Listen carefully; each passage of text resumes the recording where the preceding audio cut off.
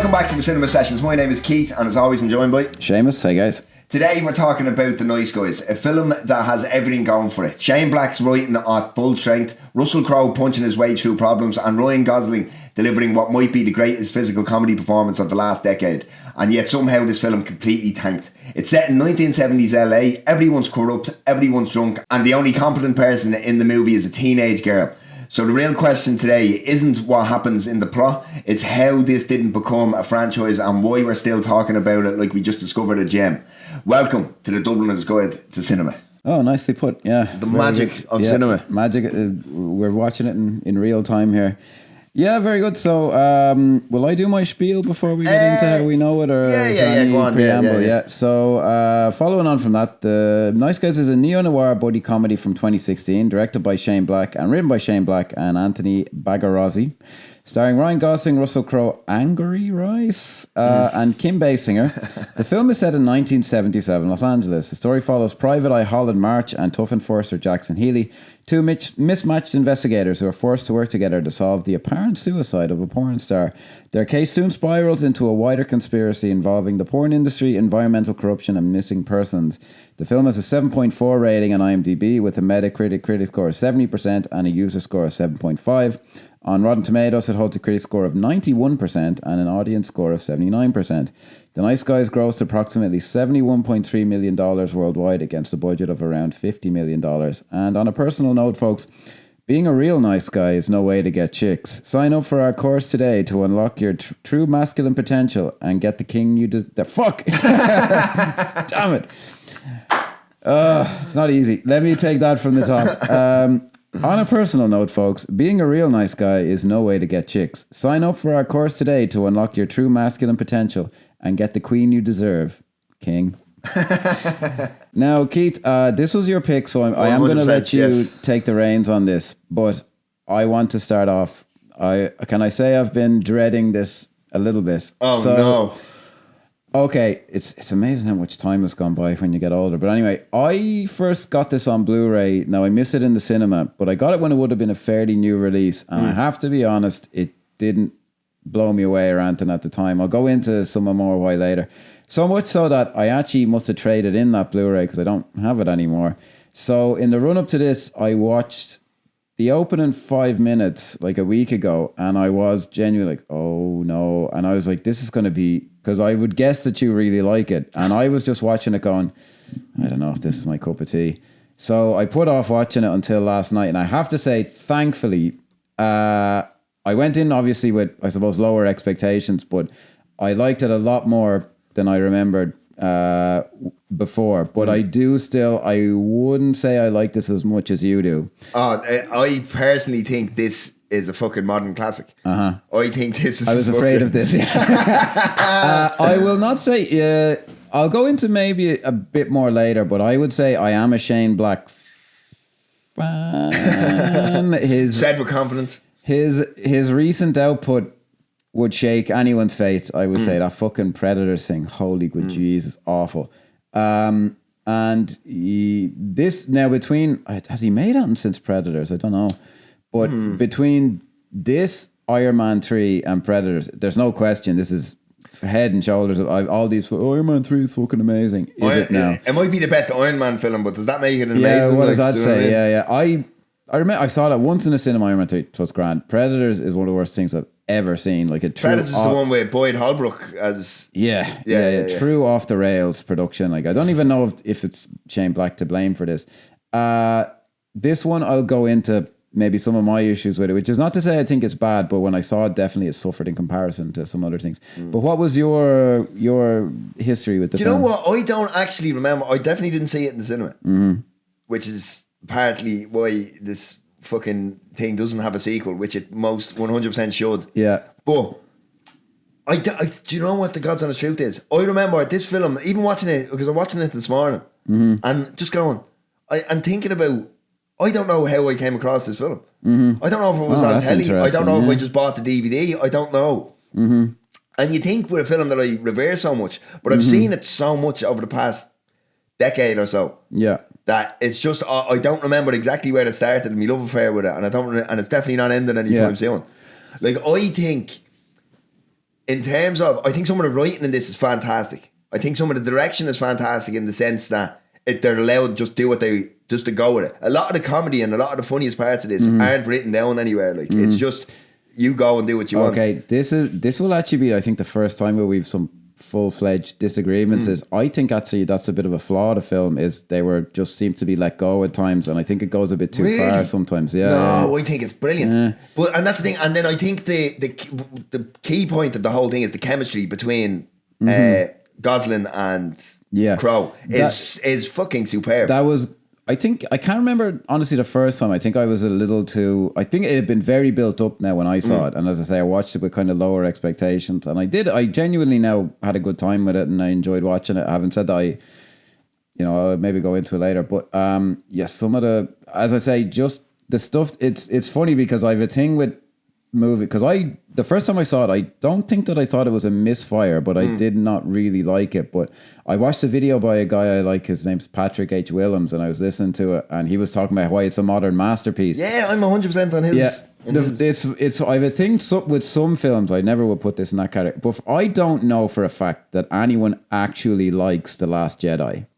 I think people are kind of putting you on when they say it, because some of the stuff they say, they're like, oh, it does this and it subverts this and it's this. When people talk about like this film, or for example, when they talk about Christopher Nolan films, who is a director I admire, but who wouldn't be someone I think is as good as somebody, they just say things like, I don't know, it's just brilliant, and that bit where this happens. That's how people talk about this film and Christopher Nolan's film. No one ever talks about how The Last Jedi tries to be funny in every scene. Curious, and it does. So why do you never mention that, people who claim to like The Last Jedi? Anyway, I don't know why people lie about liking that film. But I take people when they say they love this, it is just something that clicks with people. It's just everything, because that's what I mean. Because listen to what you just said there. I think I have the humility to be able to go, yeah, that's me. I just fucking love this film. Everything, I think the rhythm of it, I think there's almost like, because we were speaking about this before in other films about like so Jonathan Glazer in Sexy Beast, and how everything's in threes, and like this happens a couple of times throughout. Like everything, there's rhythm to everything in this, I feel. Do you know what I mean? And it just whatever part of my brain that enjoys watching cinema it was complete. This film massages it, every part of it.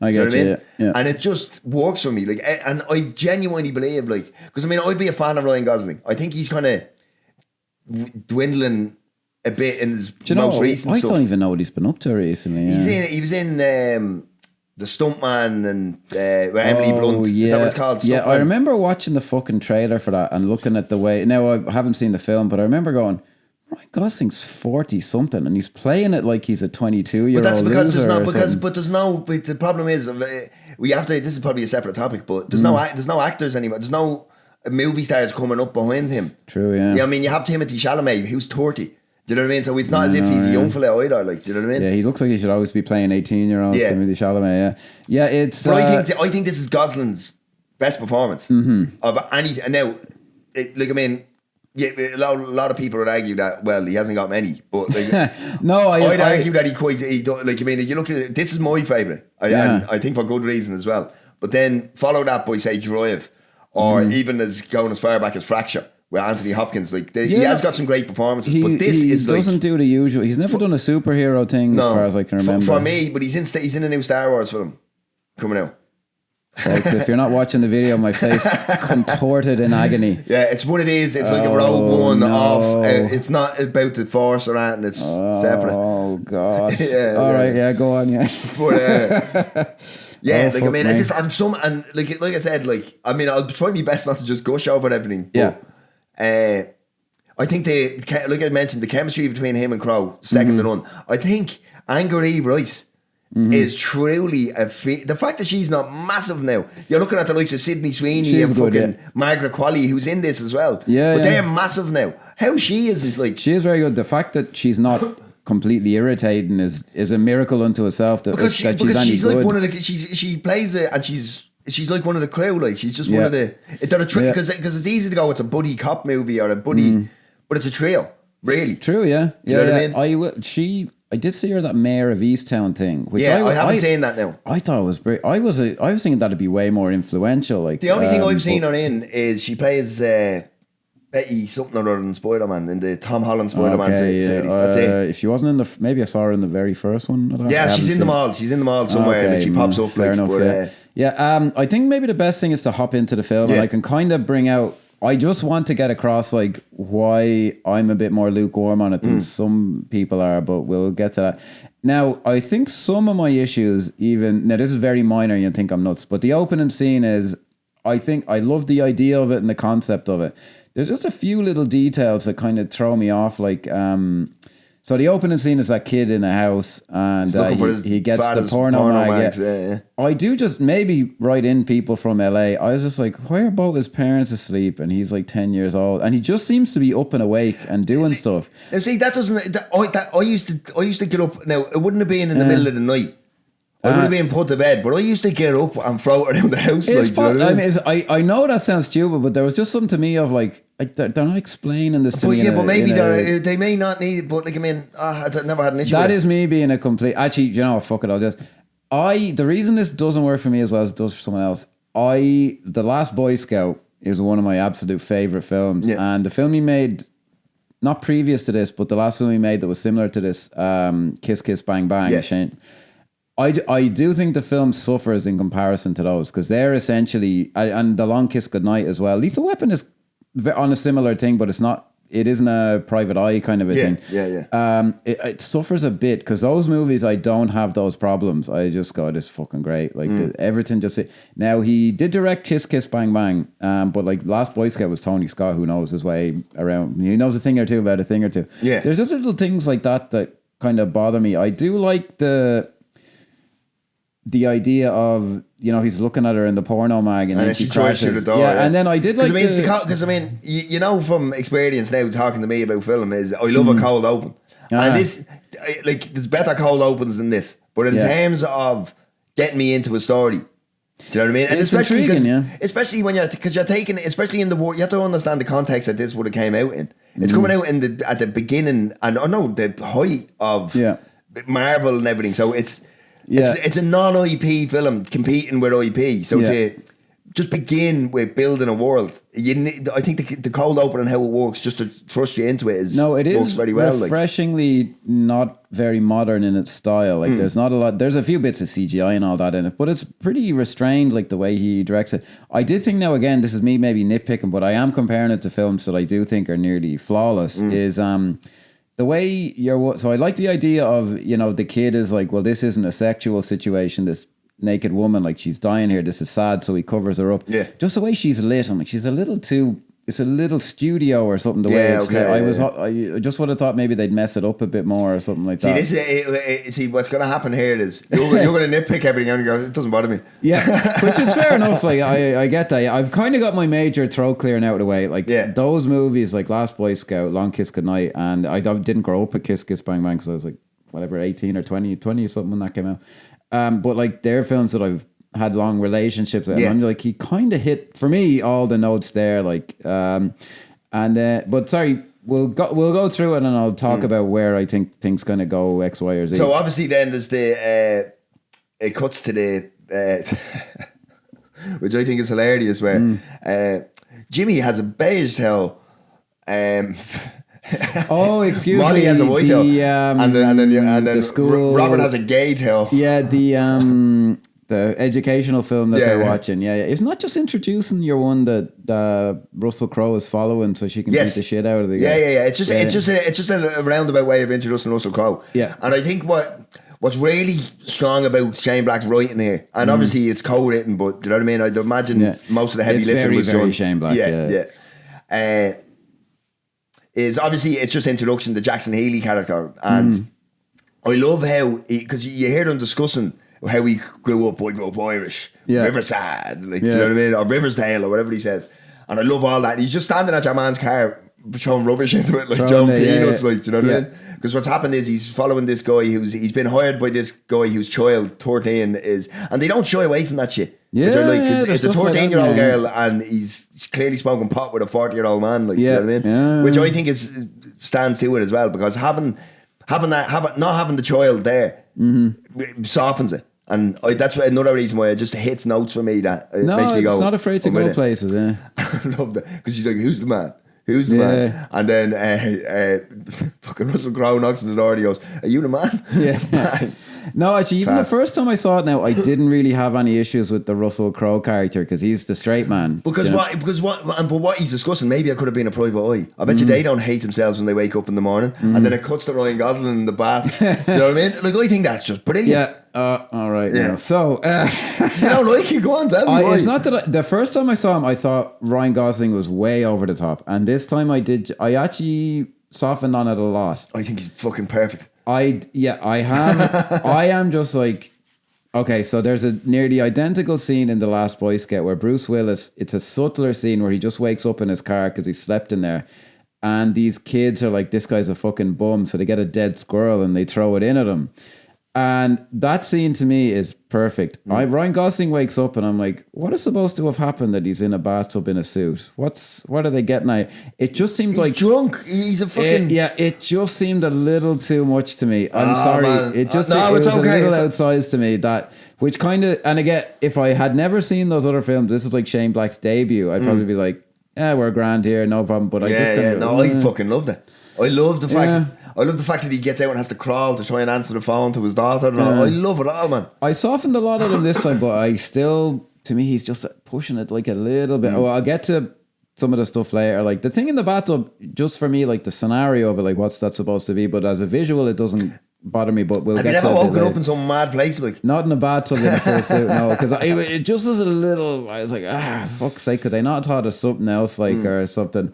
So here's a question, right? It's a bit of a thought. What would you have done there? I would have just said, I kind of did this in Last Boy. Let me do. I don't know what he like waking up and he's like stained with vomit or something. He's just like, oh shit, again, or something like that. It just was a hair's breadth too much to me.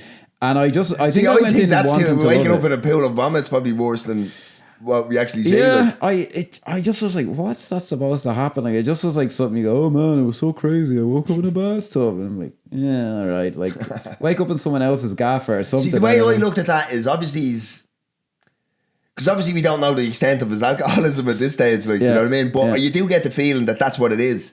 Do you know what I mean? To be fair, yeah, you know straight away. Like, he's obviously a fucking drunk. Or yeah. And to me, it's just. The vibe I got from that was that it's just so normalised to his life that these relatively normal, without being completely abnormal things happen, and he just accepts it. Yeah. Because he just blacks out every night of the week. Well, this is about as far as I got when I tried to rewatch it initially. And I do sometimes have to admit, like sometimes I'm just wrecked tired and I'm in a bad mood. And I was like, ugh. And then he saw the note on his hand and I was like, ugh. You'll never be happy. Yeah, then when I rewatched it, I was like, I was a bit harsh on this. This is it just isn't hitting all my cylinders basically, but it's not as bad as I was thinking like at that time. Yeah, I actually, do you know what as well? I must have been tired. So I assumed that was a tattoo on his hand. And I was like, that's a bit fucking sick. He did just write it on his hand, which is a lot better. Yeah. So then are we introduced to him like taking a case or he's talking so to it's someone? because he's basically explaining how he became a private eye and stuff, and how cops kick him a few cases and what have you. So it cuts to he's speaking to a woman who's trying to find her husband, Fred, who's on the mantelpiece in a urn. That was I actually did switch it off because I love the fact that he fucking accepts the money. Yeah, do you know what I mean? Because it's just again talking about like we just don't, because he doesn't play it like he's a bad guy. He just plays it like he's a shyster. Like, do you know what I mean? Like. That's true, yeah. He did kind of ride that line. He never just becomes a fucking scumbag. Yeah, he's not a heel, like, do you know what I mean? He's just like, do you know what I mean? And you're one obviously these rich old ladies like, have money and they're willing to part with it. It's not like I'm not doing that too evil, like. Exactly, yeah. She's not down to her last penny or anything exactly, like that. Does he no, what happens after that then? You know about this film better than me, obviously, but so they arrive, it's just we were introduced, it cuts, this is where it kind of juxtaposes between Healy and March's narration. That's right. And then so we see Jackson meeting. Yeah, he meets Margaret Qualley's character, Amelia. Yeah, who's obviously essential to the whole thing going forward. This guy's following me, and she puts him onto Gosling. Yeah, and Gosling is talking to like the dead porn stars. Misty Mountain's aunt or grandmother or something who's seen her. Yes. She says, I saw her even after the funeral. I walked up to the window and I saw her in the and she has window. some huge goggle glasses and all that. Yeah. But so then it cuts, and so we learn, and I love the character building or character work of she's pouring her heart out to Amelia Margaret Qualley, and he goes, "You're short." Yeah, you're short. You're $7 short as well. Know, do you know what I mean? Yeah. So and, that is good. And the way she plays it, like she kind of is like, "Oh, I'm sorry." Yeah. She doesn't play it like offended. She plays it as like, "Oh, I never realized this guy didn't give a shit." Like, and he plays it that way. Like, he doesn't come off again. Like, they're obviously charismatic movie stars and all this, but he doesn't come off unlikable or anything. No. Even the first time. That's the key to something like this, especially when you're in such a morally grey area. Because if you think about if these guys in real life wouldn't be, you wouldn't want to watch them because they're not good people. No, they'd be too much even. But in the context of a Hollywood film, we can you need the charisma to be able to get on board with them, and they need to be played a certain way to be able to. Because if you don't follow them on the journey, then there's no point. Like, you're not going to enjoy it. Like, do you know what I mean? No, fuck yeah, Jesus, be a real slog. Yeah, and like this scene coming up where he's going to visit then Gosling. And he sees Angry Royce's character, whose name is fucking elusive. I've seen this film 50 times and I can't think of her name. Oh yeah, I don't know. Ryan Gosling's kid in it. Yeah. And he sees her, Crowe sees her on an allotment reading a book, and he drives off. And anyway, and he arrives at the house, and I fucking love this scene. I think it's fucking hilarious. Well, tell me what your issues were and I'll tell you why I love it. Again, I just don't find Gosling as funny as some people do. I think he's fucking hilarious. That video I mentioned now, he said when the scream he makes when Russell Crowe snaps his arm or whatever he does. And I just kind of go, all right, yeah. I just don't find it as funny, and I don't know why. There's a lot more in that scene. That's the end of the scene, really. That's true. Yeah, there's a build up to it. But like some of the back and forth, like the fact that he walks in and then he's looking at who's Amelia. Amelia's a person of interest and all this. And it's just really good back and forth. And like he tries to get the gun on him and he smacks it out of his hand. Like, what are you doing? Yeah, like, do you know what I mean? I don't know. Now, this is my interpretation because I know people genuinely love it. I think my issue is like I kind of see Gosling playing the comedy as opposed to just playing the scene. To me, it seems like I love it. Yeah, but I could see that as a critique of it. Yeah, now, I personally, it wouldn't be a critique for me. Yeah, but I can see it. Like, do you know what I mean? I can see that angle. Like, yeah, it's again, I'm probably being too hard on it, but again, some of the lines here because he goes, I'm done. Stick a fork in me, and he goes, don't stick a fork in me. Don't actually stick a fork in me. Like, that's another thing that I just kind of all right. Like that doesn't. I think that's classic. That doesn't sing for me as it does with some others. Yeah. But I as I rewatched it, I was, but they do have a certain chemistry. Like that's just a moment that threw me off. Like the scene now, I would say, it worked well enough for me, But again, like the bit where he snaps his arm, like I can see why people think that scream is really funny. It just doesn't do it for me. I think maybe my own thing I was bringing to the film, I didn't connect. Yeah, you're not expecting that sound to come out of him. Like, true, you know what I mean? Yeah. He played it with no vanity now. The guy is a fucking Egypt through and through. Like, but then again, that's Robert Downey Jr. in Kiss Kiss Bang Bang. His character is a complete fucking gobshite the whole way through the film, and I just kind of go, kind of saw this already. Like the dynamic is very similar. Now, I've never seen Kiss Kiss Bang Bang. So that you might watch that now and think that's shit. Oh Jesus, yeah, it's just a nice guy. Yeah, you know what I mean? They don't go for the comedy as easy in that. I will say, like Downey Jr. doesn't do it as much. Apparently, that was a film that convinced John Favreau. It's like Val Kilmer as well, is it? Yeah, that was one that John Favreau looked at it and said, I think he could do action. I think he could be Iron Man. Maybe have we seen it? Or maybe I sat down to watch it and never finished it or something. Yeah, I could kind of see the first 20 minutes are a little shaky in it because it's very meta. Like Shane Black's a real interesting guy. Yeah. It's very, very, and I think he was kind of like writing it going, people are going to pull this apart. I have to explain this and that. So the first 20 minutes, once it settles into it, it fucking really takes off. And the two of them are great. But yeah, maybe I'm just a snob who's like, well, this is hardly up there with Shane Black. So, which is funny because I think the story goes, he wrote Lethal Weapon when he was like 21 and some friend of his saw it and was like, I thought you were going to be a real writer. What's this shit? And he like literally threw it away and it was saved from a waste paper basket or something. Don't hold me to that. But yeah, he wanted to be something a bit more serious or something, but Lethal Weapon was such a phenomenon. Like Jesus Christ! Oh yeah. It isn't as I'm not saying it's forgotten, but it's not talked about as much today. Like it was such a touchstone. It was. it definitely has shrunk a bit in comparison to Die Hard, for example. Yeah. But like it was held up, it was equal with Die Hard until maybe 10, 15 years ago or something.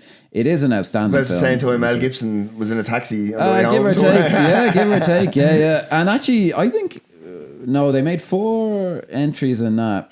And I think on average, like the first 3 Die Hards now, I will die on the hill of. I love all of them to bits and I think they're great. But 4 actually, it's funny. Why did that happen? Because as a series, people like it more. Like the 5th Die Hard film, I don't know. Even the director's mother thinks it's the greatest fucking abortion ever put on film. Like the 5th one is fucking. That's rotten, where his son comes. Yeah, Jesus and they're in the Christ. fucking Russia or something, isn't it? But yeah, like people, it's just one of those things. Like I don't know why it just kind of has. It might be the Mel Gibson thing, I don't know, or it might be just tied more to the 80s, like the buddy cop thing. Yeah. But like that film was a truth. He was just like Lethal the Weapon guy was who wrote fantastic. Lethal Weapon. Oh fuck me! Like, and he was selling scripts for millions. And Yeah. He was really on a roll there. He seemed to have a bit of a mini breakdown in the 90s. Shane Black, He because was. when he did Kiss Kiss Bang Bang, he was like on the comeback tour. And he was telling stories of like, oh, it was real difficult. It became so successful. And I was having these big parties and I felt like all I was known for were these parties. And he said there was a friend of his who he didn't go into it now, so who knows, but he said there was a friend of his who felt like it was unfair that he did so well and he didn't. And he sent me a message saying, here's my bank account, wire whatever you think my friendship is worth into it. And he said he sent him like a ton of money. He didn't say how much it was, but I'm guessing it was hundreds of thousands. Jesus. And I was like, the fact you sent the money, like what the fuck? He seemed to be in a bad space. So I'm glad he's presumably more financially solvent now and all Yeah, this. Jesus, man. But really around that time he hadn't been heard from in like 8 years from being this phenomenon.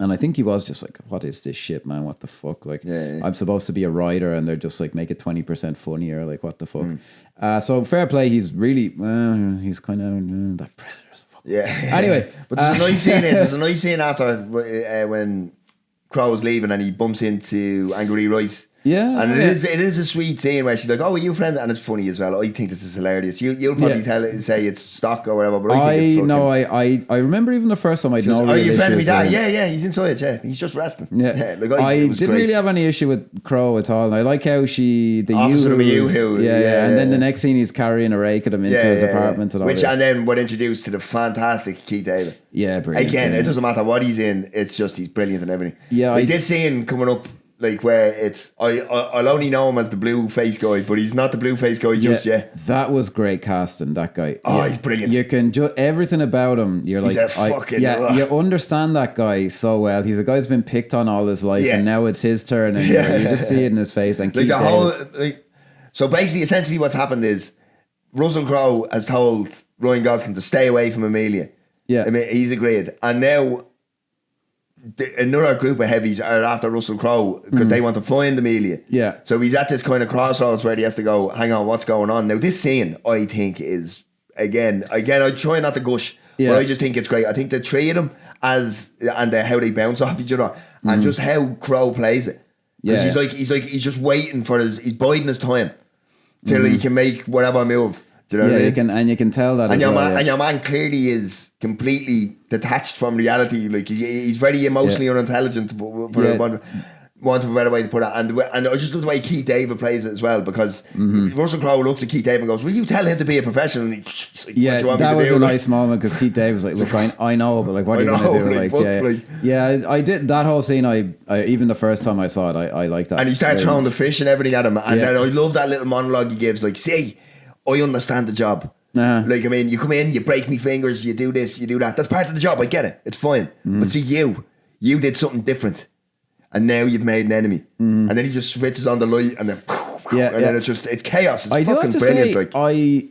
I don't quite know what they were getting at with it. I found it kind of the moment where the woman gets shot through the window. Yes. I was like, geez, what do they get? I just found it like, because the way they did it makes it seem like she probably got killed, and I was like, it's not meant to be funny, but does the film? I don't know that the film supports that kind of it does happen later, and they kind of play it for laughs, at the party where the guy on the stills gets shot. Yeah, but that I was just like, that's a bit. And I you could say, oh, what do you mean you don't want to be challenged? But I was like, I just don't know what it added to the film. He did some stuff like that in Kiss Kiss Bang Bang. A bit more. So he didn't do that, but he did bits. There's a showdown in Kiss Kiss Bang Bang where because it's set in Los Angeles, some random person just happens to have a gun and kills the bad guy. But that's different from someone in the background kind of getting shot. And I don't know that the film really supports it. Although he's thinking outside the box. I'll give him points for that. Seems a bit odd to me. But again, that scene now was good. And I never really had an issue with Russell Crowe's character, I guess. Yeah. As much as I know people love him, but Gosling was the one I was always like, Oh, no, I love Gosling. Actually, did we miss the bit? Yeah, sorry, we missed a bit. This is a bit where he punches through the window. Yeah, that's at the start. Now, okay. I was like, oh, come on. That was all fine. The bit where he is trying to bribe the guy, I'm like, good, no problem. Him cutting himself on the window, fine. The way he reacts is quite realistic. I'm fine. My problem comes when they cut to the ambulance, and I'm like, you just went too far. Because we cut to the ambulance, and one's like, we're losing him. And I'm like, that's too much. That was the obvious gag, I thought. Him being in the ambulance, if they just cut to the ambulance, or they cut and they don't have that line, I'd be like, fine. But I'm like, that's just, gilding the lily a little too much. Yeah, that's where the film loses me at times. But the whole idea of him being such a fucking boob that he cuts his own wrist, I'm like, that's the kind of thing I like that Shane Black does well. But I think they were like, man, this is funny, let's push it. And I was like, just for me, it would have been better if they said, man, this is funny. Leave it. Yeah, as opposed to let's push it. But sorry, we digress again. Well, so the next scene, we're at a bowling alley where it looks like Ryan Gosling has been left in charge of a load of teenage girls, which something tells me that the parents would not approve. Yeah, that's the 70s. Not in any creepy way. That's the 70s for you, I guess. Yeah. I like how they leaned into him being a dad, because I think it was something like Tom Cruise. He didn't play a father until he was like, he'd been in the business like 25 years. He always avoided it. And this, they're at a kids thing and all this. And I think one thing that I like about Shane Black's writing in this is, right, so obviously, for the want of a better way to put it, there's the call to action coming up where now Crowe needs to enlist Gosling's help to be able to find Amelia, because now it's actually, there's bigger things here at play that we need to try and figure out. Yeah. And it's kind of subverting, maybe subversion is the wrong word, but it's just, right, how do we make this scene different to a normal call to action? Okay, right. Yeah. Gosling's in the jacks. Yeah. He's a fucking idiot who can't keep the door open. This is all comedy gold, if you ask me. Like, he's prepared this time. He has his gun ready, and he can't function. Like, you know what I mean? And just the conversation between them, like, you know what I mean? It's just, there's something, and it's hard to know. It's hard to nail down as well. I found multiple versions of the script. So I don't know which one is actually accurate. So it seems like there's one that maybe AEI just ripped straight from the film, because a lot of it's literally it's literal, and like you've never read a script in your life that's like that. But it's very hard to find what was improv and what was on the page. But a lot of the kind of longer scenes where the two of them are just talking, it seemed to be a lot of just let them go. Now, you had an issue with that. This was a scene the first time I saw it that I was now. I found a bit at the start where he's like continually kicking the door and he's doing this. I wasn't laughing at that bit, which I know I was like, I imagine most people just think this is the fucking funny thing.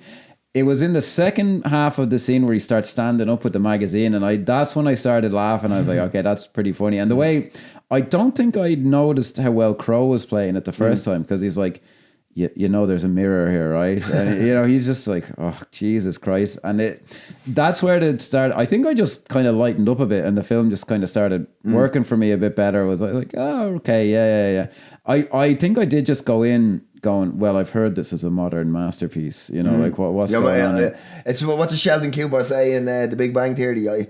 He's told something about a new film. It's a new Star Trek or new something. Okay. And he goes, and I think it's Will Wheaton turns to him and says, it's mind blowing.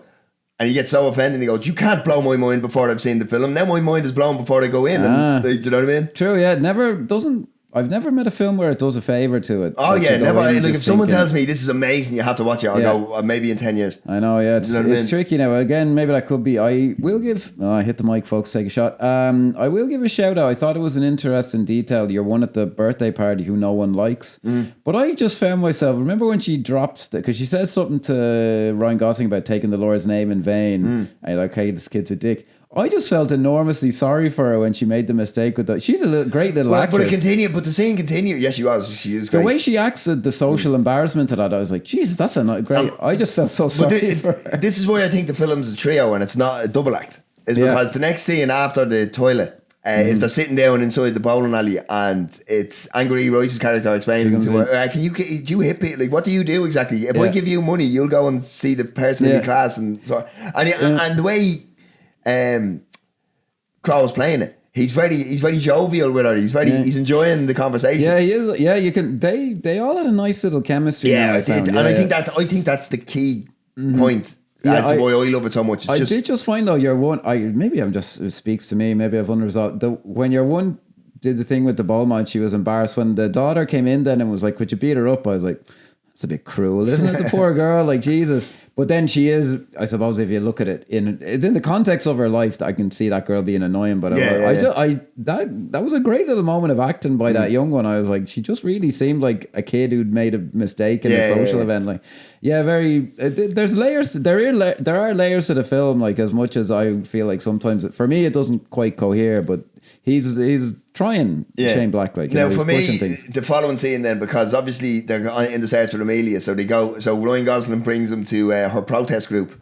Oh yeah. And now this is where, because I don't want to say the word peak, but this is where the dialogue stepped up for me, and then it didn't stop again for ages. Like it really kind of, because I mean, although I love it, it really found a rhythm from here, and for me it just kept going, because like even the way he goes, "This is Amelia's protest group." Yeah, okay, but where's Amelia? She's here. This is our protest group, and then he repeats it 3 times, like. And it's similar to when we discussed Sexy Beast. It's not a drab affair. It doesn't sound like repetition. It's just a rhythm and it just makes it hilarious. Yeah, I'd forgotten now my reaction to the scene the first time. I have a suspicion it might have been a scene I thought didn't sit well for me. It worked. I think the scene just completely worked for me. I think there was one moment where there's a guy there who's just reading a newspaper, and he stops and he goes, and they'll talk to him, but they don't seem to talk to the other two. He says something a little too on the nose. I can't remember what it is, but all the interaction between them and the group is like, "We're dead." Yeah. Well, if you're dead, how are you talking? What's the matter? I was like, but it's all good. And the way Russell Crowe was playing it, he goes, "Hang on, you're protesting." Oh no, Ryan Gosling goes, "You're protesting the air."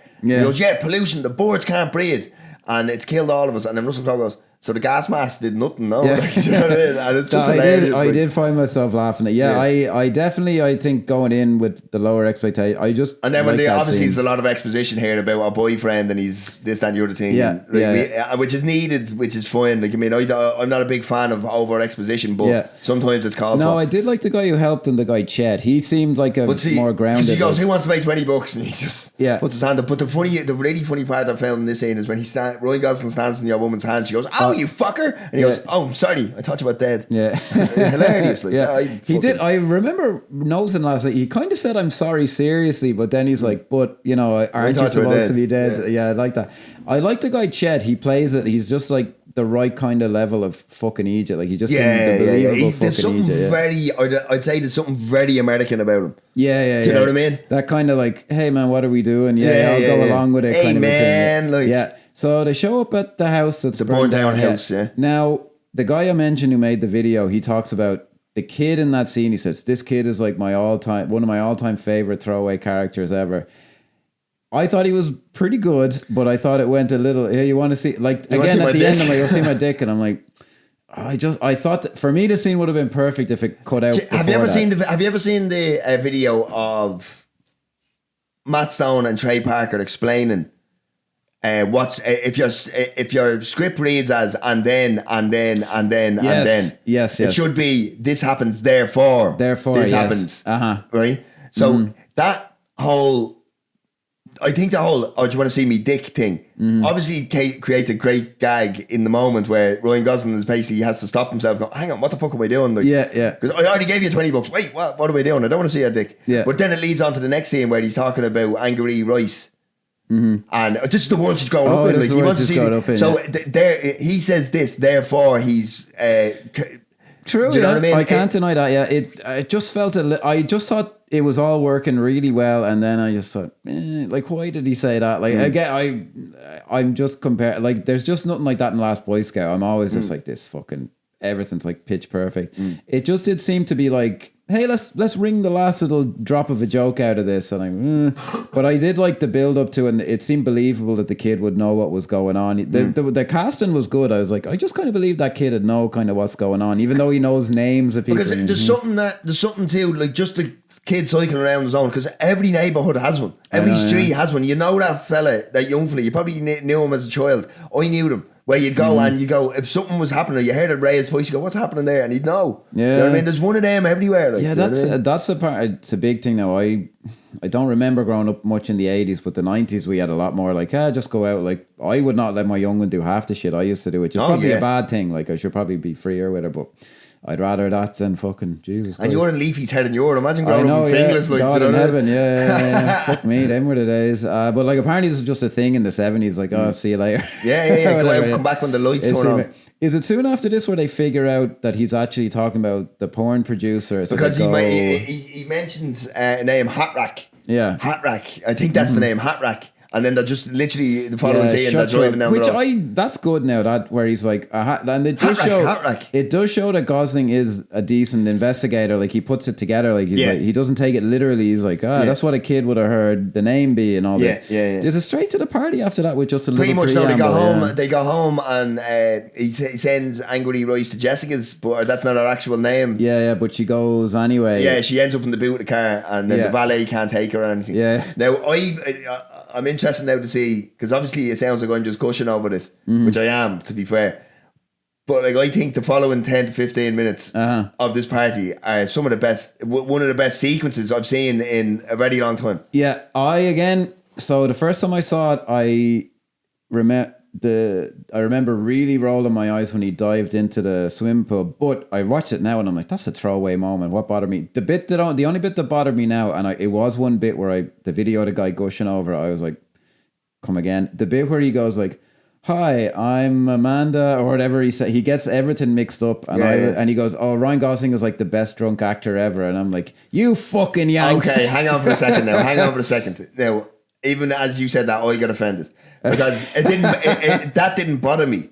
The way he's been asked to play it, like getting everything mixed up. But I saw that as more of just an aside. Do you know what I mean? Yeah. But to say that that's one of the best drunk performances ever is fucking ridiculous. Typical Yanks. But just in terms of like everything that's happening in the scene, like, so obviously the whole sequence is them trying to find Amelia. Or find the information, or try to speak to Sid Shattuck. Is that her name? Yeah, Amelia. Amelia, I called Said Amanda, sorry. And try to speak to Sid Shattuck. And obviously Angry Rice then reappears. But just the little bits that happen throughout. And they're just throwaway moments, but it's all part of a rhythm in my book. Do you know what I mean? Yeah. Like, for instance, when Russell Crowe comes in and puts his drink down, and it's a woman bent over. Yeah. And he gets all, whoa. Yeah. And but what a lot of people miss is that 5 minutes later, there's just a shot and it's an old guy and he puts it down and the same thing happens. I did notice that was great, yeah. And I just think that's everything is just on point. Like. I think when I watched it last night, I did enjoy the sequence in general. That one bit still I think I was just hung up on stuff like that the first time I saw it. The bit where he's like, hello, I'm Amelia, and she's about, so if you see me, and I'm like, that's too much. All the rest of it worked so much better. I love the part where he's swimming in the swimming pool.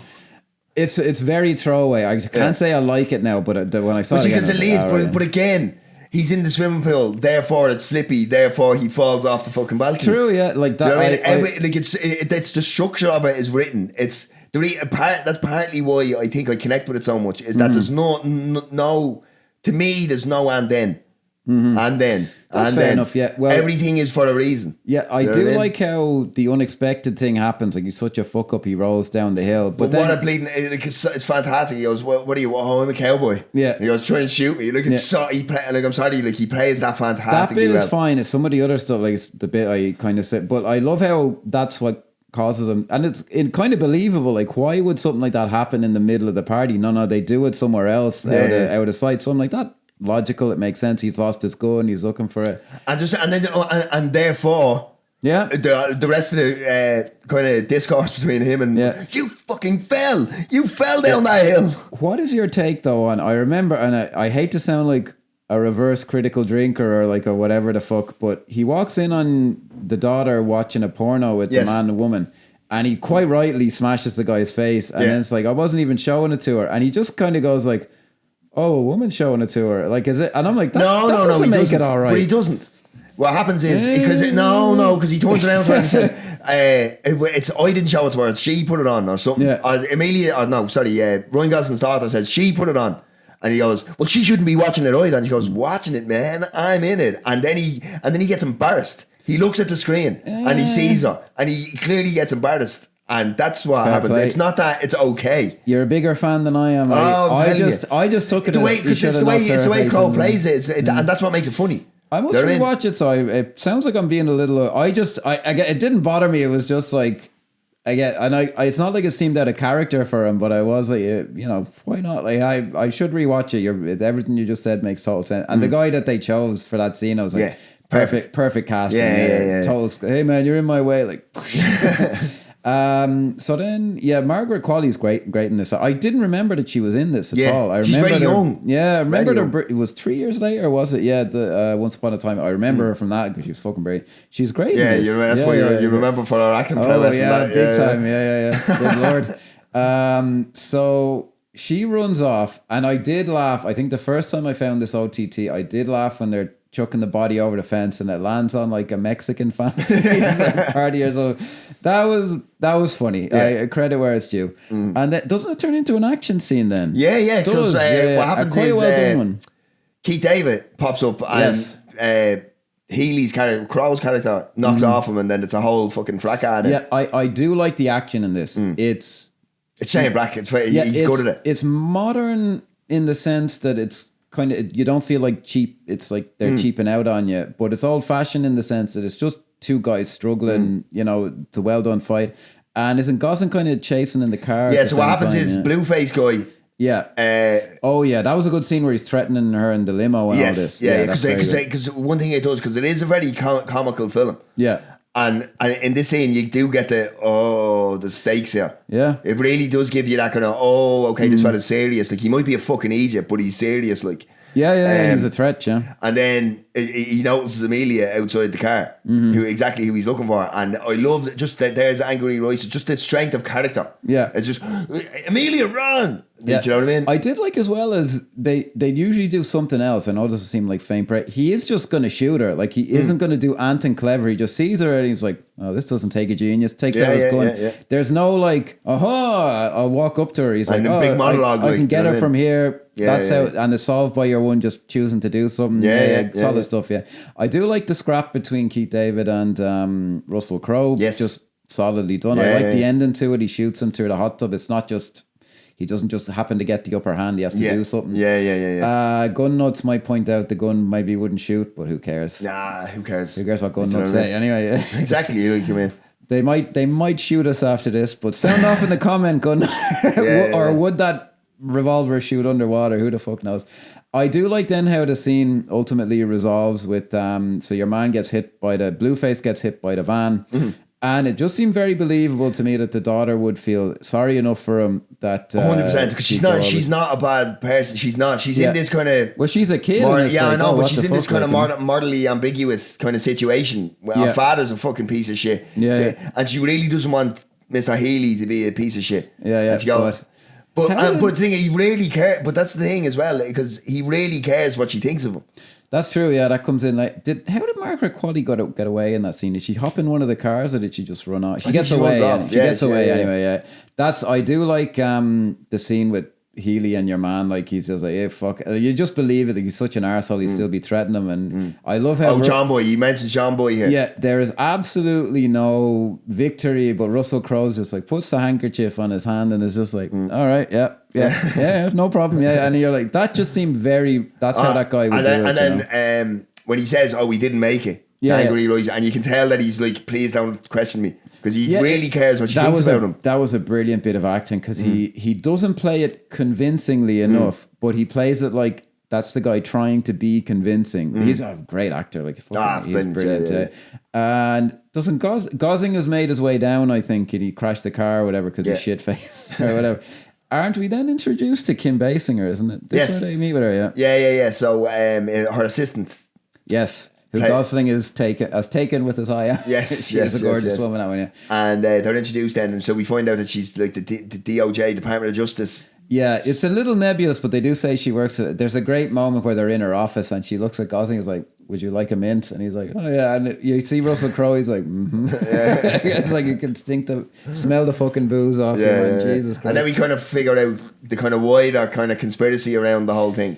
Yeah, so not maybe we don't kind of find quite. out. No, she says, my daughter's gone wild and she thinks I'm trying to kill her. And it's very plausible, like, because you've seen Margaret Because the reason why this works is because we don't actually know what Amelia's up to. She just keeps popping up. Yeah. Do you know what I mean? But we she don't know what seems her name is. untrustworthy, and it's Kim Basinger, and she works for the Justice Department, which should maybe be a tip of the hat. But I even watching it last night, I was like, this seems plausible. Like, if I think I'm watching it for the first time, I think I kind of took her at her word almost, which is good stuff. When I would have watched this originally, like, I definitely didn't think, she's the big bad. Like, they're not doing a film we will talk about in the future or have talked about, Judge Dredd. It's not Jürgen Prochnow going if we must, this is the way forward. We must expand execution. I was like, none of that. She just plays it. No, and I love the fact that she goes, we can say Ryan Gosling again. It's like, we can do whatever, and he goes, but it's going to cost you. And then she starts writing down 10,000. He goes, 5,000. Yeah.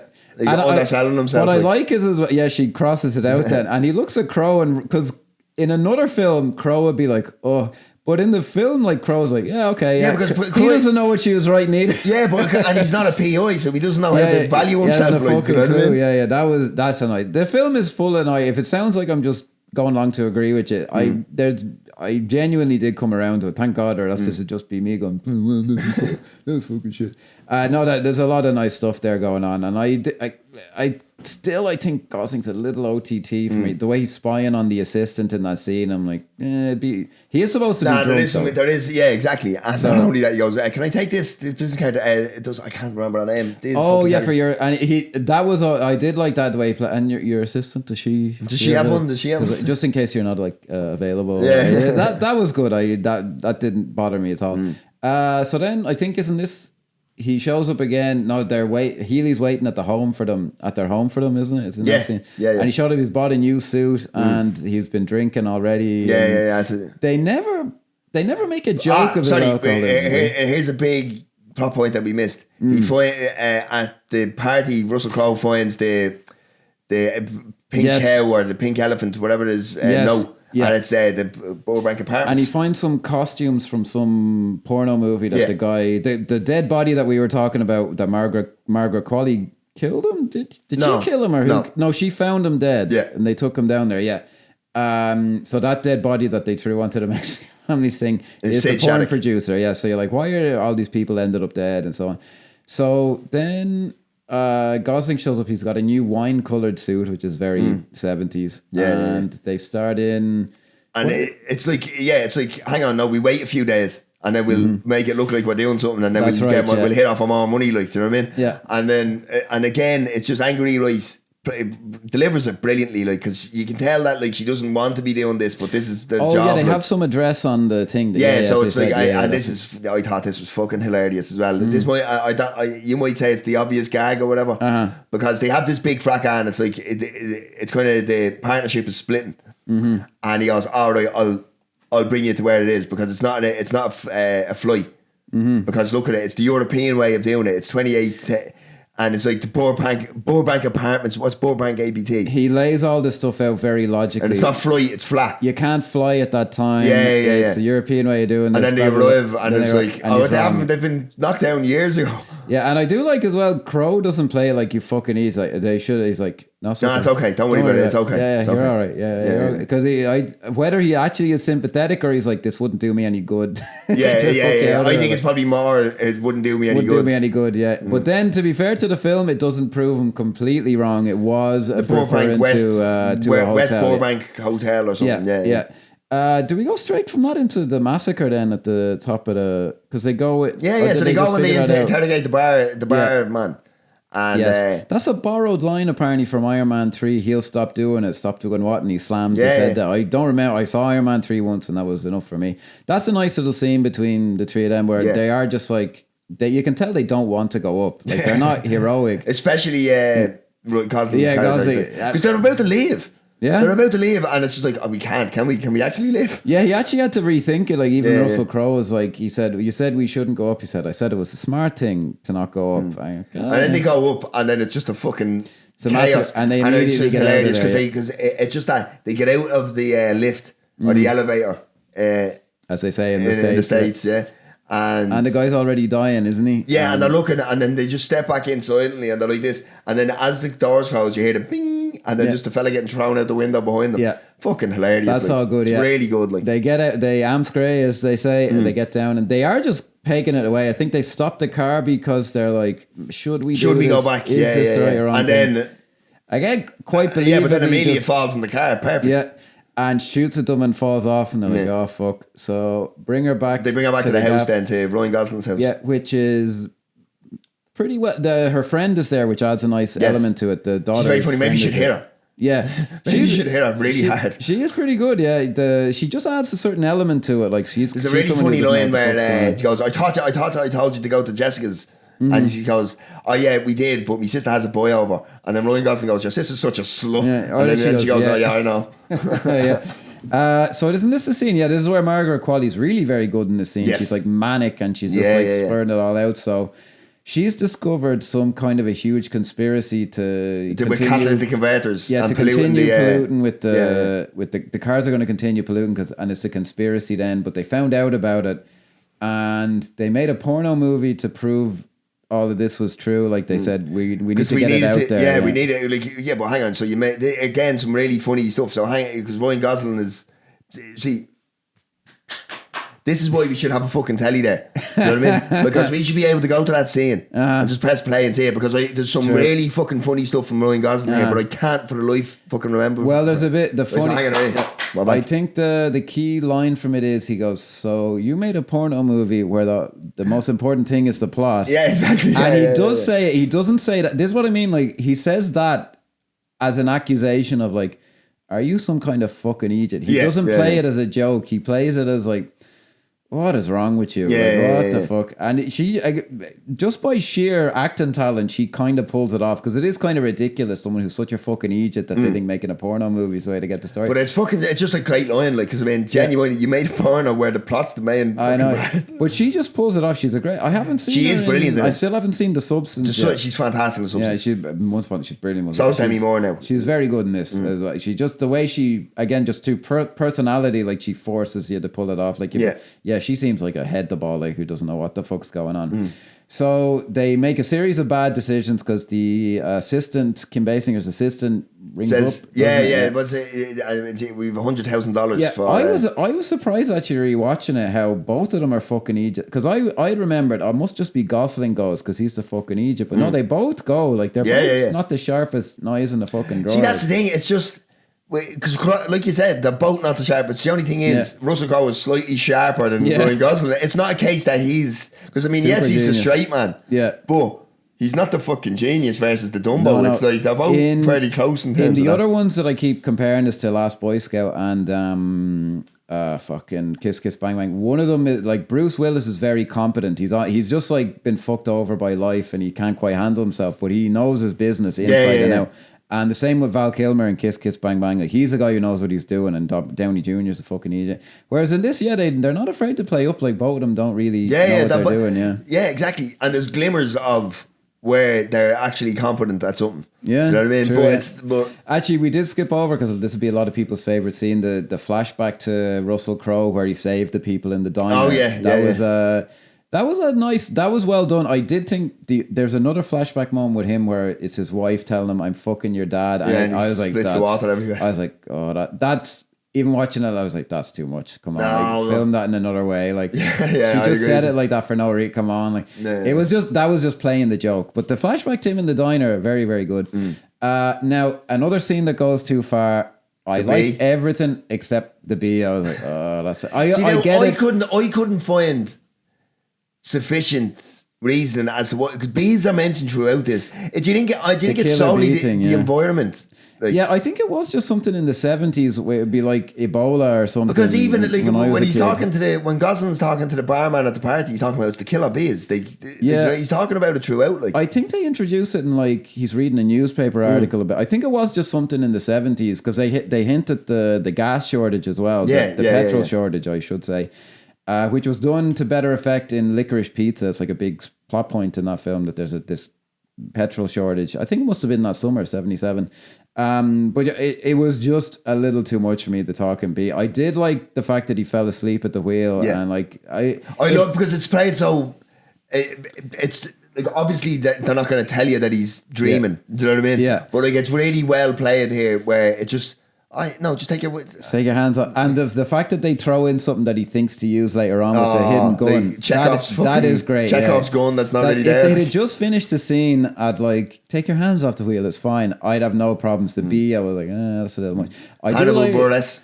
Yeah, I wouldn't have copped that actually, but it does set up that's how they figure out that the money is fake in the suitcase. Because they crash, obviously, and so it's just cutouts, magazine cutouts. Like, so we're back. And he finds we should put. You mentioned it, but did you actually say the ankle gun? Yeah, he mentions that. Yeah, so he shows him an ankle. It's like, oh, don't worry, I've got it. And that set up is just something that happened, and then the rest of it's where it goes off the rails, which is very, very clever. So we cut back to the daughters, and the doctor guy shows up. Yes, who's very good. Matt Bomer is the actor's name.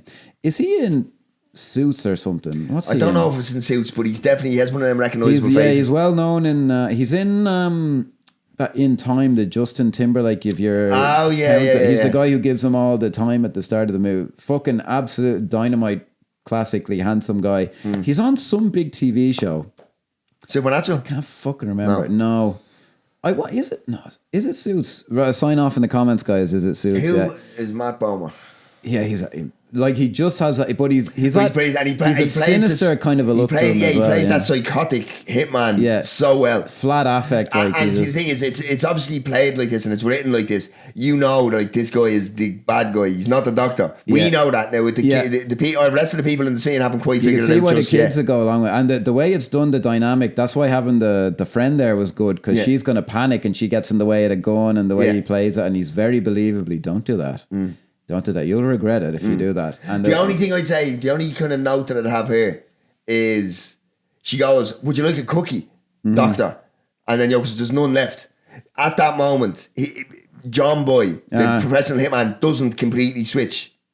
Do you know what I mean? Whereas you would. I did find what is it that tips him off exactly that because it's not. It should be that moment. Yeah, it should be. Yeah. So who knows? Like maybe Shane Black. Oh, he did realize it, but it was slightly confused that moment. Yeah, just but after. In general, the way he plays it is just spot on. Yeah, it's great. And I love this because what happens then is obviously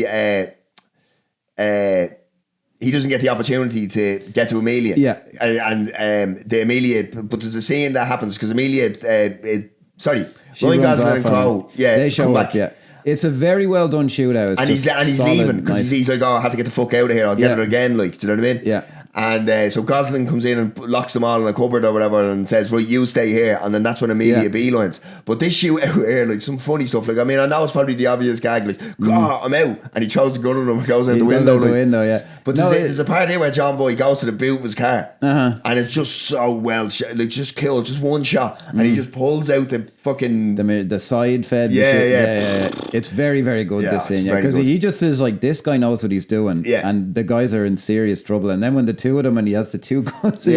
But it's just, I just was like, it was so refreshing in a modern film it's just people shooting guns at each other, and they did it very, very well in a modern way as well. Like it wasn't like, this is a bit out of step with modern times. It was just kind of perfect, I thought.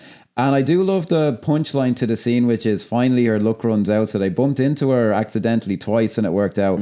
But then this time, and it just believably, she has to get away.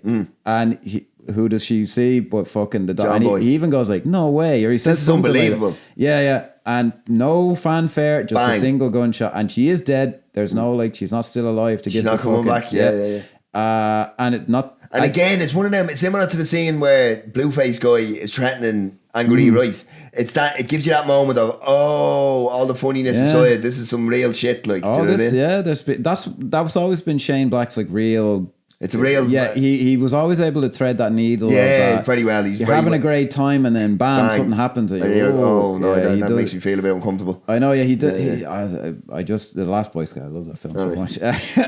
Next week on Cinema Sessions, The Last Boy Scout. Maybe we should. Although so close to this. But so then after that, where do we... They're kind of licking their wounds, and after that, they obviously have to talk. They've managed... Their lawyer gets them out, and he's like, just... change your fucking story, because they figured out at this point that Kim Basinger is the villain. And And like, how do we? And they're obviously spouting all this shit because off. they just believe Amelia, because they finally get the chance, because they've heard, because at this stage when you're speaking to Kim Basinger, we've only heard her side of the story. And then when they actually explain, when Amelia actually explains it to them, they're like, "Oh, hang on, well, it's too stupid to be made up, nearly, if that makes any sense. So I think isn't the old lady shows up again, and she's like, "I saw her." And then this is where Gosling gets to be a detective. He's like, and he shows his real kind of detective chops here. And then because this is where we hark back to like the clothes that Russell Crowe found. They match the description of what Misty was wearing. And then they realise, it's the video. The she tape. was watching a tape. Yeah. Now. And then what's the line where Ryan Gosling? What's he say? Fucking A or something, and then the fucking the grandmother goes. Oh yes, I thought that was hilarious. I think that's outside the house though, is it? But I think when they get to the house, this was just a moment I was like, I wish they'd kind of cut it off, because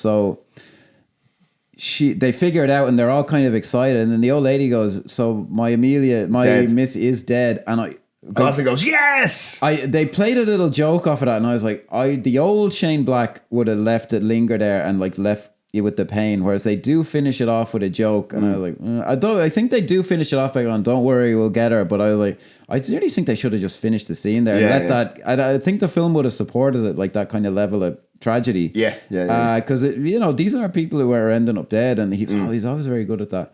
So is it straight to the auto show? Yeah, pretty much. Straight on. Because the film is 1 hour 50 or so without credits, I want to say, but there's a bit of a wrap up. So it does build up to this quite nicely. And there's some really good stuff here, because you have to remember the trio have split. Yes, they amalgamate in one room because they realise, right, we have to get the film stock. For what they're going to show, which is obviously we don't actually know here that it's actually been spliced into the that promotional video reveal. So the guy Ched is there. He's going to be is it Crow calls him a projectionalist, which I found funny. I was like, I like that, because normally that'd be something Gosling would say because he's in Egypt, but Crow's like, sure, I don't give a shit about this.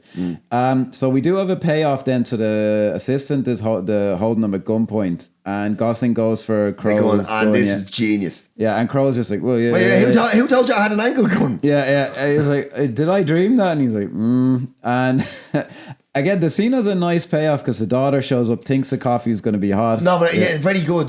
But even the fact, because it doesn't. Because we kind of know, right? So obviously Angry Rice is going to try and save them. But even the assistant who's holding me goes, "You can come in, Holly." Holly is the fucking... Fair play, there you go. It only took me an hour. Because she goes, "You can come in now, Holly." Like, so everybody knows what's going on. Like, they're not fooling anyone. And it's very funny when she shows the coffee on her, because she's like, "I thought it'd be hot." But then she slips on it, and you're like, "Oh yeah, fair enough." Like, it is logical. As you say, it's more there for than just. Exactly. So they decide to. I want to say we're missing a moment. Sorry, there is a bit in that scene again. Because we see John Boy. Where she throws the coffee. It says, "I thought it would be hot," and there's a bit where Gosling goes, "I like where your head's at, honey," and I was like. That's too modern. I was like, that's just gilding the lily. Again, it's not that he shouldn't say that, but I was like, I would have preferred if he just said, "That's nice try, honey," or something that was a little gilding the lily for me. But so obviously here then it's juxtaposed with John Boy finding Chet. Man, Chet. He's gone for a drink. I like how he plays that. He's so like, there's a big problem. It's all over the floor, and you can see your man Chet being like, all right, fair enough. And it is a bit of a convenience now. For some reason, he just beat him up or something.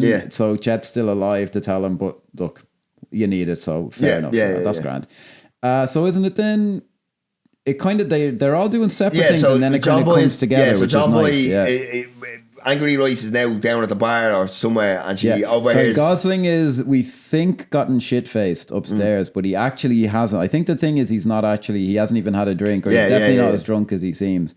Because is it Keith David grabs them? Yeah, Keith David. No, so what happens is Keith Yes, David. it is Keith David. Angry Rice hears John Boy say it's spliced into the film. Yeah. Go up and get the projection. Yeah, Keith David heard it. Yeah. And then he sees Angry Rice, and he sees that he's listened to her, and he goes, "You shouldn't eavesdrop." Yeah. And he takes her, and then Gosling's at the bar about to have a drink, but he hasn't had one he yet. hasn't quite. Yeah. And then, he goes, "I put there's a gun to your daughter's spine." Like, Yeah. and, They're not fucking around, these guys. Yeah. And again, they just keep that character consistent, where he's like, "Why'd you have to bring your kid?" Like, he's pissed off. He's like, "Why does it have to be like this?" Like, I mean, and then he starts crying, and he goes, "What the fuck? Yeah. What's this shit?" Yeah, he says like, "This is embarrassing." Yeah. Stop it. Which, to be fair, like they play it off like Gosling was being clever and he's faking him out. That is a good death scene actually for Keith David. Where they fall off. It's fantastic. Because what happens is then because he's crying, he's biding his time, Gosling, and he goes, "Duck!" And then they get into a fracas, and then they go over the balcony, or the railings, and he grabs Angry Rice, and then obviously Gosling saves his daughter. Her, and this shot, there's something satisfying about it, because brilliant. the two of them are falling, and then Gosling obviously hits the pill, and then Keith David just it's splatters right on the edge, and he just splats. It's very good. Very good, and it's plausible. Like, you're like, yeah, there we go. Yeah. And then it turns into, again, and this is there's a great line here though after he goes, "I'm invincible. It's the only thing that makes any sense." Well, you start to I can't die. I really like the shootout. Like, it's very well done. It's people just shooting guns, and they seem to. There's a part in it, right, where the guns are being shot, and then you just see John Boy look, and he sees the projections, and he just, instead of shooting at people, he just starts shooting at the window. And he throws the grenade into the thing because he's like, "Well, I need the distraction." I do like when the porno starts playing, and like people are just like, "Oh, this is interesting." And actually, I find it funny. Most of the women seem really excited, and all the men are kind of like, which I found an interesting take. That's again just. It's just very well done. Yeah, everything is kind of culminating because it's very. We're not. The whole film isn't building to this moment, if that makes sense. I think this is more of a peaks and valleys and. Yeah, true. Yeah, within its own ecosystem, it builds up to because they all kind of culminate. But you're right. Yeah, it is just the bits and pieces. I think it needs. I'd almost break down this film in terms of how it's structured into like scenes and sequences. So there's a sequence where at the party is a sequence in itself. So the goal is it's leading to the big chase, and then it kind of dips again, and then we're building to something else. Yeah, apparently they would write scenes kind of out of order, and then just kind of they piece them together very, very well. But I think maybe that kind of speaks to what you're seeing there, which is I think that kind of speaks in a way to the thing we do, non-subversible. I think that's what Kubrick meant. He's like, you just need 6 or 7 fucking, as the kids would say, baller scenes. And then you the craft is figuring out how they join together. But this does come together very, very nicely. The way that it gets more and more epic, and you're just like, yeah, come on, because eventually it comes down to a race for the film canister. Yeah, which is very well done, because this could be annoying or stock, or because they're just chasing. It's bouncing off things, and it's a bit slapsticky or something, like. It you know what I mean? Yeah, but it doesn't play like that when you're watching it, which again speaks to like some fucking masterful stuff, because it could easily. And you do, fall like, into when parody, I watched it last night, I found myself just going, they're a bunch of guys down on their luck, and they're pulling through by the grace of their character. I really got that sense from it, which is what's often great about Shane Black's, when he's really hitting the high notes, he does that very, very well. But I guess I can't really say more than I just really like the way that the gunfight is done. It's always very clear.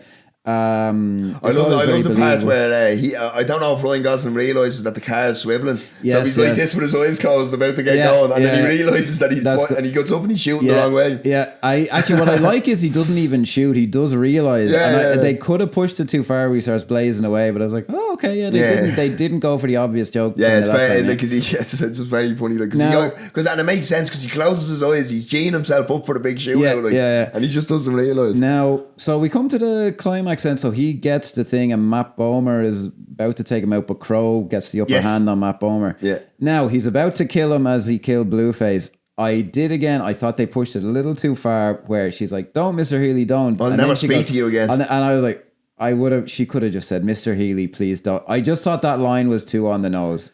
I can If see you that. do that, if you do that, in the I'll never context of speak the to you film again. overall, I'm okay with it. I like how it resolved and like he wants to redeem And himself in he her eyes. yeah, life to a 13-year-old girl just knocks him out. Yeah, maybe again, it is an action movie thing. I was like, fuck that guy, kill him. Yeah. Go on. But I like it. But I do like the fact, it was all very believable. Just that one line was too much. Because again, for whatever reason, and like, I mean, I'm a weirdo. I started writing stories like maybe Healy had a daughter or something, like, do you know what I mean? True. Because there has to be a reason as to why this guy cares so much what this little girl thinks about him. Yeah, because if you look at throughout the film, like when he's leaving his apartment, everything's perfectly lined up and all. It's built as if he's some sort of psychopath.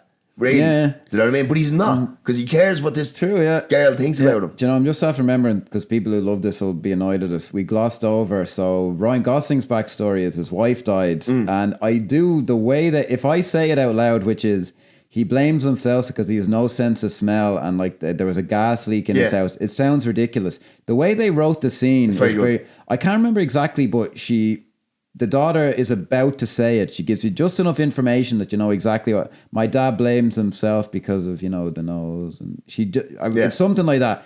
And it is just pitch perfect. There are like, he's a great writer. There are moments I think where they push things and there's a lot. But that scene, it sounds ludicrous. He's no sense of smell, so he blames himself. It's like, I had to walk hard. But actually, when in the scene itself, nice, perfectly well done. Yeah. So it is again, all this.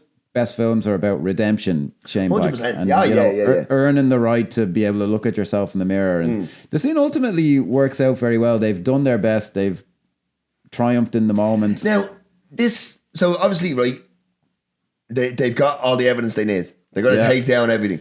Yeah. Now, this scene in the courthouse, I believe. Yeah. What did you make of Basinger. it? Yeah. I actually quite liked it. Now, I like it as well, but obviously, I like it. But there's just something that I've never really been able to square out in my head. She kind of drifts off. Now, she's not spiking the camera. She's not looking right down camera, but she's kind of looking intently towards the camera. She is framed in such a way. Yeah. Detroit.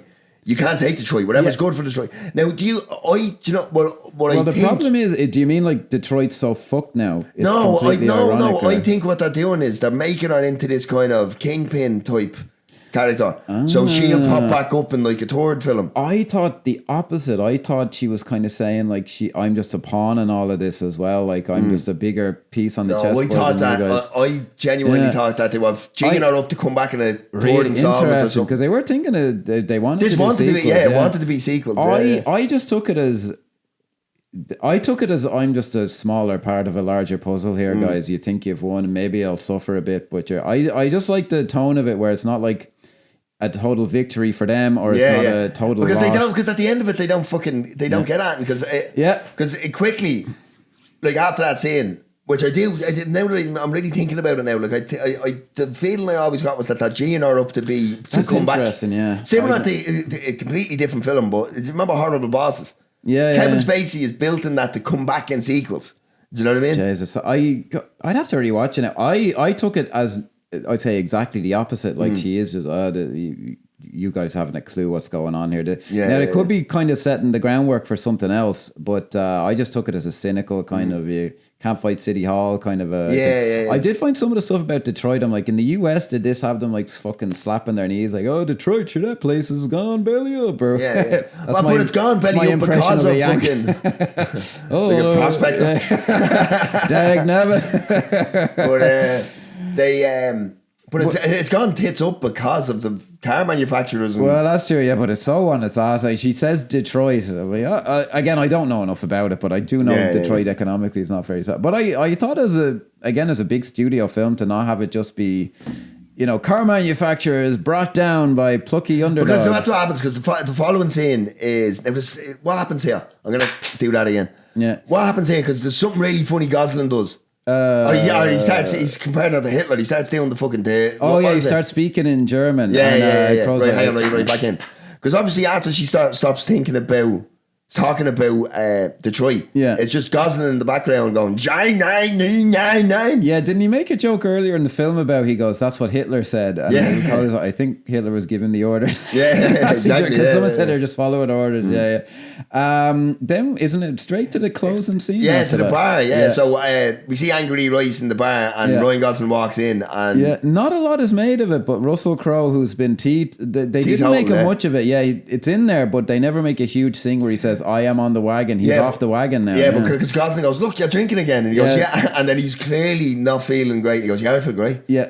And he's drunk, like he plays a drunk, he's like very and good, a like- sad drunk. Like that's realistic drunk acting. Yeah, because- Gosling was playing the comedy of it, you know. And but like the way, and it's a bit of exposition, but who cares? Nobody's going to get arrested. They've let them all off. There's not enough evidence, and it's like, so everything was for nothing type. That's the way Crowe was feeling. But you see the optimism then in Gosling. But like, no, like, I mean, we got through it. Nobody died, and then Crowe goes, well, people died. Yeah, but like, I think they actually got killed really quick, so they didn't you know what I mean? suffer. Yeah. I Some will really say, good stuff between them. When like. I watched it last night, when the scene was over, I did go, you know, it is a shame we never got any sequels to this. I would have loved to see. I think for me, they might have ironed out a few of the kinks, or maybe they'd have gone pure slapstick. And I'd be like, oh Jesus! Because it was a shame. Yeah, because it basically it's like, because he shows them his advertisement, except it has Russell Crowe in Crowe, it, and he goes, yeah, come on, we're on it, and then.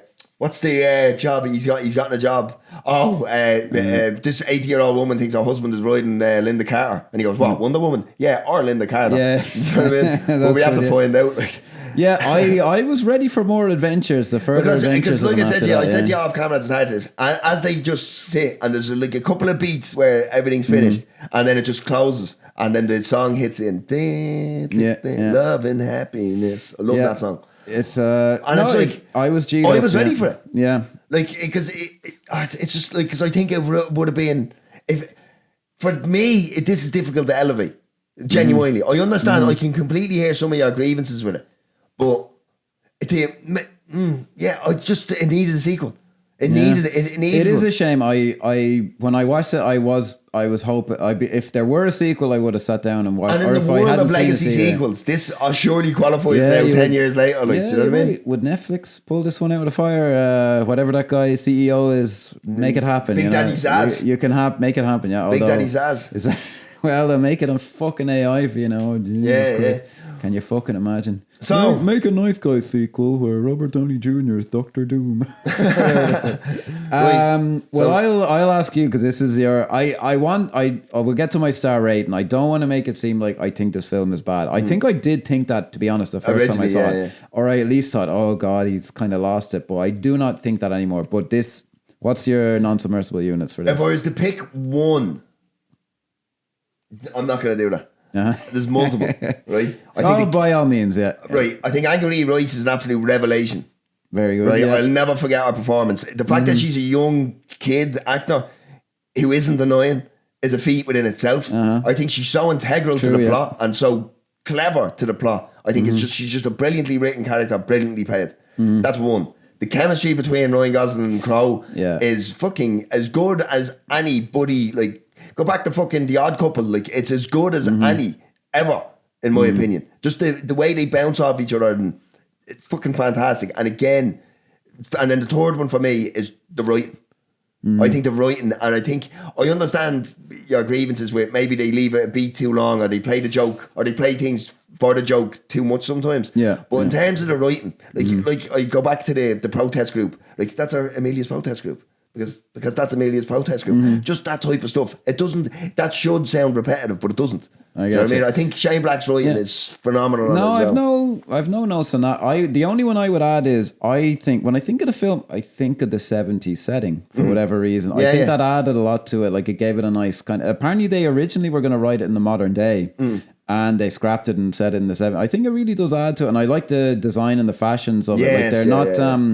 They tend to make period movies now, like a little too clean and sharp, and it's not quite there. Like Ryan Gosling wears maybe nicer suits than the character would, but it seems very plausibly 70s, and I think they really pulled off the era well, and it added a lot to it. Star rating, Keith? Is this a 5? 5? No, it's not. It's 4.5. 4.5. I'll now give it I'll confound you maybe again. I give it a 3. 3 out of 5. Do you know what? I'm probably we'd be having a fight if it was any less than that, but like, do you know what I mean? Do you know, I might even go 3.5. Yeah, I can't quite give her a 5. As Yeah. much as, like, if I was to just purely base it on how I feel about the film, then it's a 5. But do you know what I mean? I don't base, that's not how I base a rating on. Fair enough. There is a certain amount of objectivity to. Yeah. Well, there are some things that are a 5, and I think actually, as stupid as I sometimes think it is, there's something to be said for, well, that's a 5-star film, and it's different from a film that you just happen to love, but you're like, there's something like Taken. I don't know what I gave it, but you couldn't. I love Taken. It's not a 5. It's not actually a 5-star film, if that makes sense. Yeah, so but you might give it a 5. But you might do, yeah, just out of the just short. 4.5. Your head says this, your heart says But I this. fucking love this, and Jesus Christ, like, I mean, if God is good, I'll get a sequel to this before I die. I was listening to Russell Crowe on Joe Rogan, right? And he even says himself, of all the films I've done, I want a sequel. I wanted a sequel to this. I loved working on it so much. I think it was brilliant. And he stopped short of explaining what a sequel might look like. Yeah. But even he wants it. Like, you know what I mean? Like, yeah, I'd hope now that Shane Black did go off the boil after this would be the only thing that kind of throw me for it. Who knows? Maybe you get his mojo back. You wouldn't know. Maybe you could reinvigorate him. Yeah. So let's see if we can make that happen. And I'd just love to see, because I mean, I know obviously, like, you'd expect a sequel to this maybe 2 to 3 years after, right? Yeah, that would have been ideal. Yeah. But 10 years later, Angourie Rice is fucking 25, 26. It's a whole. Maybe she's running the fucking Nice Guys. Maybe and maybe Ryan Gosling's completely gone off the wagon. And do you know what I mean? Yeah, the possibilities are endless, and I think it could be really fucking good. Man. Yeah, it's very rare. It's very rare that sometimes, even if it's a film that I've really enjoyed, sometimes I can just accept that there isn't this. Okay, it didn't work out. Yeah, my body won't rest. No, I know what you mean. Yeah, I think there's more stories here between Healy and March. I agree. Yeah, as much as I still have my issues with it, I agree. I would love to see a sequel. So on that bombshell. We bid you adieu for another week. Let us know. I'm very interested to see who connects with this film and who doesn't. Do you know what I mean? Because I mean, it wasn't a massive, it wasn't a complete flop. Yeah, I think people who see it tend to love it. It didn't seem to find an audience. Yeah, and I mean, it would have came out at this really kind of the beginning of the streaming and stuff. So it's very difficult to gauge. Well, because I mean, I'm sure DVD and Blu-ray sales would have been fairly low. But because it's at the beginning of... Yeah, it came out of kind of a neither fish nor fowl time. Exactly, yeah. So it's kind of difficult to gauge. So I mean, let us know what you think in the comments, and we'll see. Like, absolutely, yeah. Try and get a gauge of what you feel. It seems to be the kind of film, if you saw it, you love it. I seem to be an outlier here. So I did come around to it fairly well though, guys. So lay off me on Twitter. We're not on Twitter, but you know what I mean. I'll hear about it. Right, so thanks again for listening. My voice is starting to go now. Yeah. But like, subscribe, follow everything all across socials. Tell a friend if you're enjoying the podcast, because that'd help out greatly. And just give us a share. Please, guys. That's it. Cheers. Thanks very much. See you again.